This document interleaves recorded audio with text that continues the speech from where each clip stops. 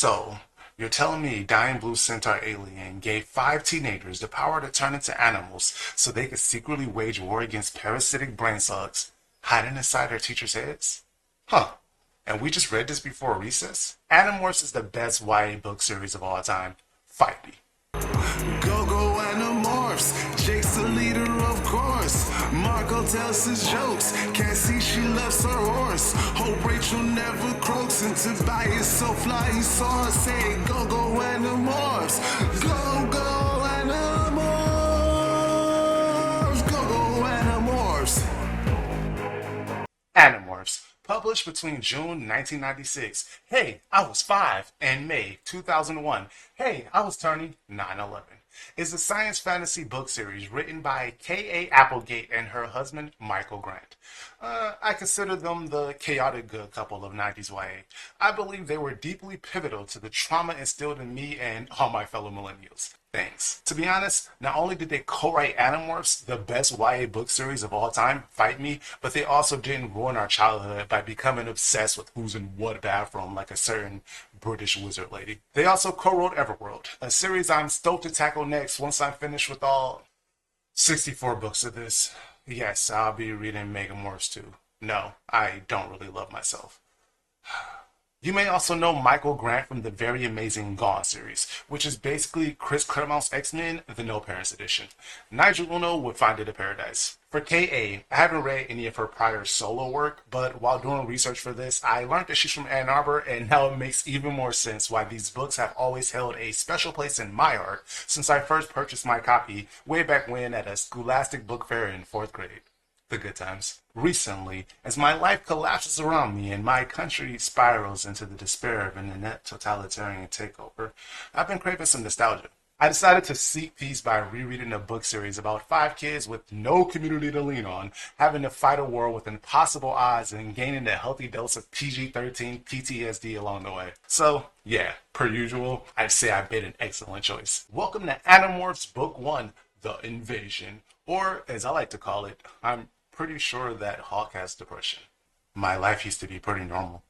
Normal, that is. Until one Friday night at the mall. You're so dramatic, bro. Chill out, nigga. The invasion kicks off with 5 teens hanging out in an arcade inside a mall. Immediately, my suspension of disbelief has been broken. I don't think I've seen either of those things in the last 2 decades. Except in this dubious conceit inside a book that has a boy transforming into a lizard on the cover and reboot-style animation, I bravely continued onward. The 5 teens are hanging out down the street doing the same old thing that they did last week. We love you! City name redacted due to your conviction. As they're introduced, they all clearly fit into the standard 5-man band, which is among the top 5 tropes to spend 5 hours on TV tropes reading about. Jake is obviously the reluctant leader. He's thoughtful, determined, and very serious business when it's needed. He contrasts well with his cousin Rachel, who is the muscle. Despite her pretty looks, she's a total badass, pretty quick to action, and just comes across as strong, you know? We stand a strong female lead. Shout out to Ray. Marco, he's the comic relief, even if his jokes, unlike mine, are a bit cringe. We don't really see his snark in his final form in book 1, but I did chuckle at who knows when a jelly-eyed centipede or a walking salad shooter from hell is standing at attention. We'll get better Marco jokes to talk about later on, but that's kind of like the top one for this book. Marco also continues this ongoing literary tradition of having the brainy character be the jokester and also a coward. Shout out to Usopp. I guess that makes sense though. Life is a tragedy to those who think. In Marco's case, it's not really super prevalent in book 1, but trust me, despite how it may seem, he is meant to be the smart one. Somehow. Next up, we have Cassie. She's the heart of the group and the love interest, which often overlaps. No surprises there for me, personally. A black horse girl with encyclopedic knowledge about animal facts? Yes please. Cassie definitely had a subscription to zoo books in the 90s. And finally, rounding out the cast is my personal favorite character, Tobias. As a fellow sad boy, TM, whose favorite animal is the peregrine falcon, this little poor mopey bird has my heart. In terms of the 5-man band, people might not realize this, but Tobias is totally the Lancer. He's the first to morph, directly tells Jake he needs to be a better leader, and is the one that actually motivates them all to do anything. Those are facts pulled directly from the book in case his "my whole village died before the series started" energy didn't tip you off right away. Low key, if I find out that red-tailed hawks also have red eyes, I'm gonna start looking at Togashi and Kishimoto sideways. Well, I mean, more sideways. Because, I mean, seriously, Dragon Quest and Kaguya? Let's get to what the story is actually about. I looked at Tobias and he looked back at me. We both knew what we thought it was, but we didn't want to say it. So we have our Visor Three's favorite breakfast club of teens leaving the arcade inside a mall. As I'm still suspending my disbelief, they cut through an abandoned construction site. Because, nothing bad has ever happened to any teens who wander into abandoned construction sites. Historically, that's very true. I promise. Check Wikipedia. While walking through the construction site, they spot a flying saucer and obviously run towards it without any proper precautions, such as, I don't know, like a hazmat suit or maybe even like a predilection towards not running at foreign alien vehicles. That is just an option. Once they get there, they meet the pilot. His name, Elfangor. Regal, strategic, and a fighter. Elfangor is... Oh, right, sorry. Okay, yeah. He's also a blue centaur who happens to be the prince of an alien species called the Andalites, who is currently dying, and tells them about how the Earth is being quietly taken over by these slugs called Yerks that crawl into your ear canal, making you a controller so they can control your brain, like the opening scene of Baldur's Gate 3 meets Neuralink. Sounds like a typical Friday night for me in the 90s, really. Before Elfangor dies, he asks them to retrieve a glowing cube long before Loki thought to mind control Hawkeye, and he gives them morphing powers. Go, Power Ring! No, not that kind. This allows the five to become any animal they touch. Saban probably still tried to sue though. On paper, the ability seems pretty dope. In practice, try becoming your pet dog, aiming to take down an intergalactic parasitic empire, but instead seeing the squirrel, and forgetting you're actually a human.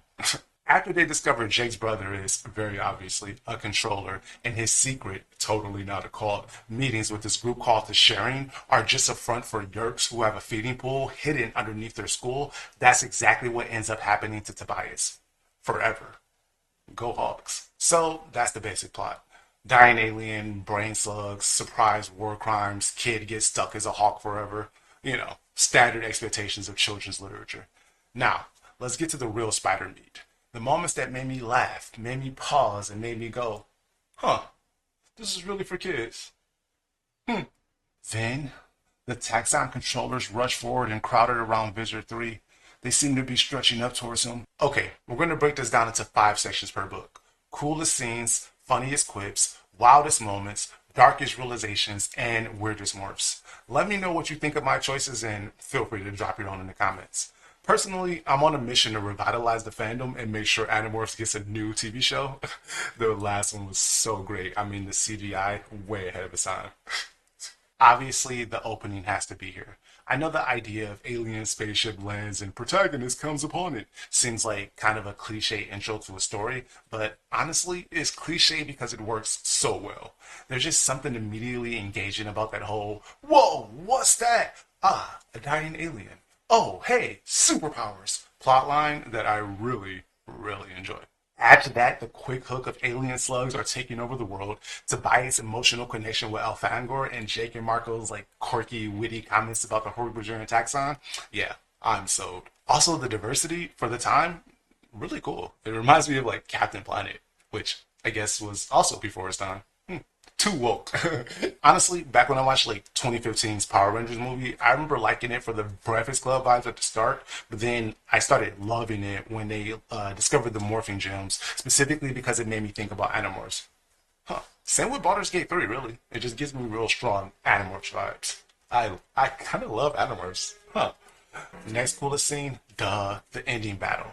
I mean, honestly, if you don't find a tiger, gorilla, elephant, horse, and a hawk assaulting an alien base one of the coolest things ever, just on principle, then honestly, I'm kind of concerned about your mental health. You should see a professional. Building up from that excellent foundation, I also think the scene does a great job at both showing how inexperienced the Animorphs are at guerrilla warfare, or just battling anyone really, but it also demonstrates the sheer overwhelming force inherent in powerful animals. You don't need to learn military infiltration tactics when you're a whole Siberian tiger.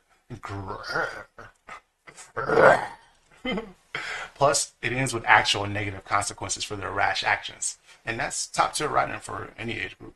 For the funniest quips, unfortunately, Marco hasn't really gotten going yet in this book. The aforementioned salad shooters from hell was pretty good, but come on, Marco. I know you can do better than that. He does try to make up for it when Rachel asks him what they should tell the zoo staff they are, with the quick, idiot teenagers with a death wish, and that's pretty good. But I think the Marco joke of the book goes to a different moment in the zoo. After being goaded by Jake saying he'd be more comfortable with acquiring, which is what they call it when they like touch animals and get their DNA, a koala morph, Marco's holding hands with the gorilla. Tobias, everyone's favorite sassy bird boy, comments that the gorilla's arms are beefy enough to rip Marco like a paper doll, and Marco replies, being terrified gets in the way of concentrating. Too true, Marco. I wonder if he thinks 100 men could have taken on the gorilla, Big Joe. Somebody should tweet KA and ask her to please answer this pivotal question. Can 100 men beat a gorilla? Can 100 Animorphs beat a gorilla? Well, yeah, definitely. They just tired to something stronger. When it comes to wildest moments, I know I glazed the intro, but it's actually kind of wild when you think about it. Elfangor dies and is very explicitly described. Let me read y'all a quick excerpt. The Andalite prince was helpless in the grasp of Visser 3. I saw him held high in the air. I saw Visser 3 open his monstrous, gaping jaws. I saw the Andalite fall into that open mouth. The mouth closed. The teeth ripped the Andalite apart. Okay, well, at least it can't get more graphic than that. The taxon controllers rushed forward and crowded around Visser 3. They seemed to be stretching up towards him, and then I saw why. A piece of the Andalite fell from the Visser's jaws, and the nearest taxon greedily gobbled it up. So, yeah, that definitely had no impact on my fourth grade mind. Also, can we just talk about Elfangor casually meeting 5 teenagers with attitude, 13-year-olds by the way, and going, hey, want to have alien powers and become child soldiers? This man really said, here, human children whose culture I don't know, take this glowing cube. Use it to fight a guerrilla war against a species that could be controlling every adult you know because I failed in my own mission. Like, bro, that's your trauma. Why do they have to inherit it? Beyond that, Jake turning into a lizard and swallowing a spider whole is definitely on the list. Only because I love spiders and would never want to hurt them. Shout out to Crollo, Peter, and Anansi. Lastly, for the darkest realizations, we gotta really get back to the Elfangor issue. Have you ever realized that this entire series is a war story about child soldiers recruited by a dying empire and forced to give up their humanity, literally one morphine battle at a time? Cool. Yeah, let's just shelve that next to Junie B. Jones and the Word Eater. For specific moments of dark realizations, I offer you the Yerk pool being under their school and the size of the entire city, their vice principal being a controller who tells a Hork-Bajir come back with their heads, Jake's brother losing his love of sports, which is really sad when you consider that he's like a high school athlete, so that's his whole identity. the fourth, For the fourth point, I can't really discuss it without bursting into raptorial, why can't it have been me, tears. But Tobias, our boy, is stuck as a hawk. And saddest of all, because Tobias is stuck as a hawk, I have a feeling we might never see Dude, his tabby cat, again. Poor kitty. Start a petition to bring Dude back. Oh, sorry, I forgot this section existed, but weirdest morphs. Jake became a lizard, lost his tail, and ate a live spider.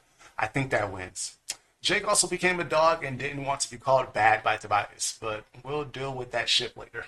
This isn't a shoujo manga. Special shoutouts to Cassie not disproving the allegations though, when she showed just how much she really loved horses in her centaur form.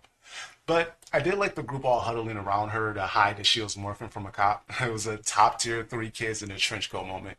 Also, ACAB.